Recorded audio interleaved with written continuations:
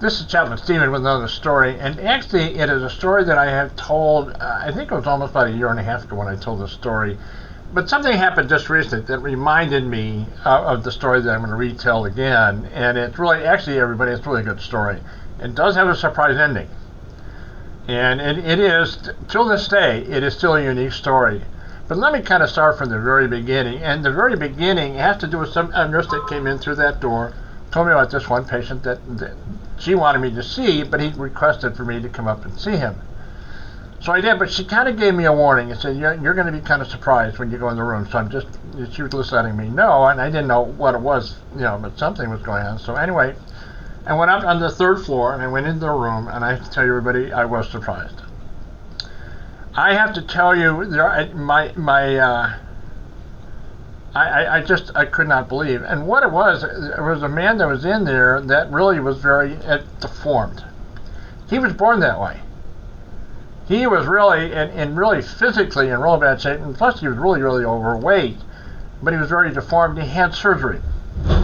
So he wanted to talk to me a little bit, and I sat down and we started kind of conversation, and he said I had an experience, and he had surgery, and he experienced that he had, and with what he had called, and he understood it to be a near-death experience. And I said, yeah, we get that. It's pretty common here in the hospital.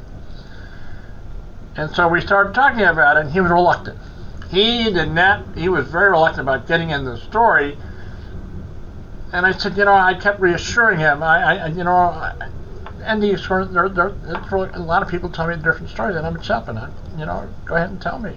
So he started telling me the story. He told me the story. The NDE begins in the operating room. And this time when he's in the operating room, nobody's there. Except an angel, all in white, right next to the gurney that he's laying on, is right there. And they start talking.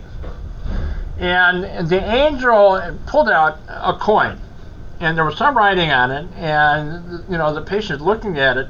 And the angel goes up to him and starts talking to him about this coin. A token, whatever you want to call it. It's a token that has some writing on it. And he tells the patient, you cannot let this go. Whatever it takes, you have to under this token. You cannot let it go.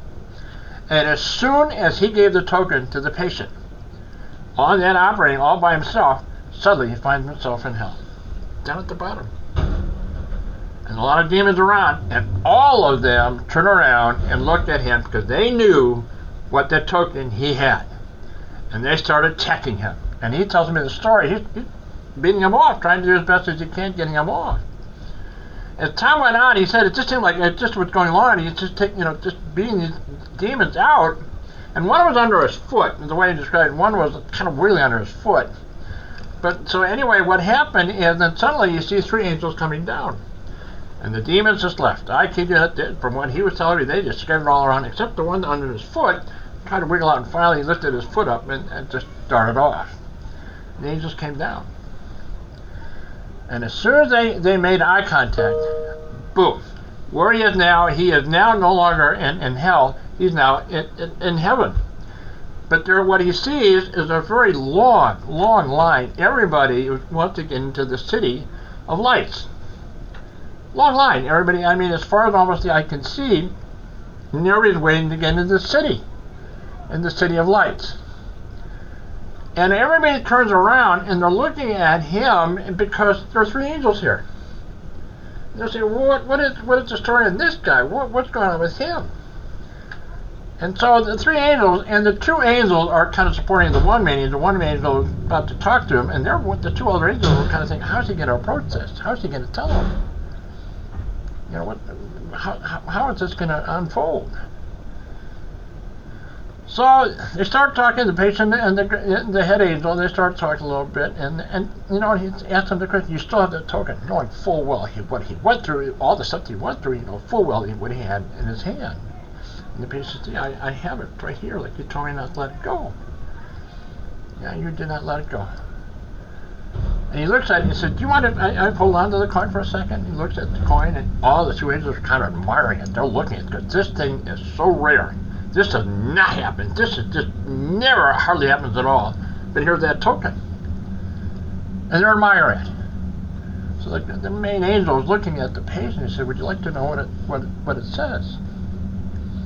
Because after what I've been through, yeah, I would like to know what's the story on this token.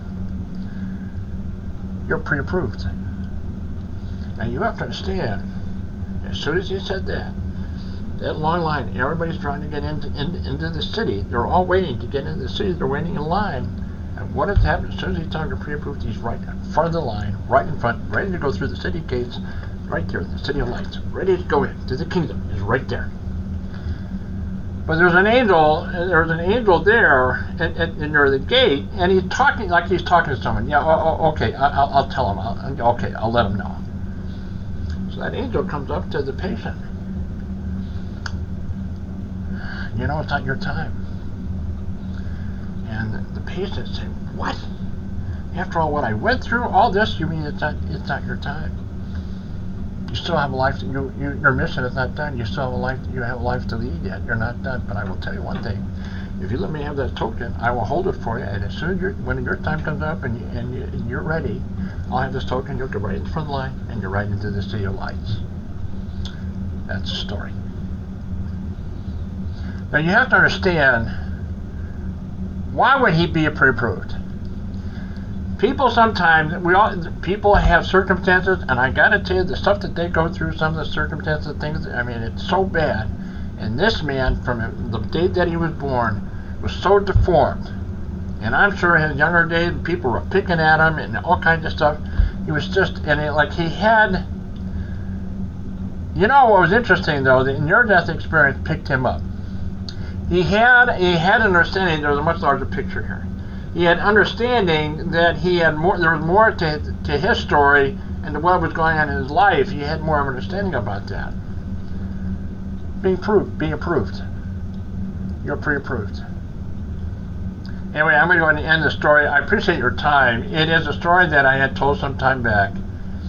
And I said somebody that the circumstances just brought me back to that experience again. So I'm telling you the story again. As always, I hope your day is going well. Until the next video, I appreciate your time. Thanks very much for watching it. Thank you again.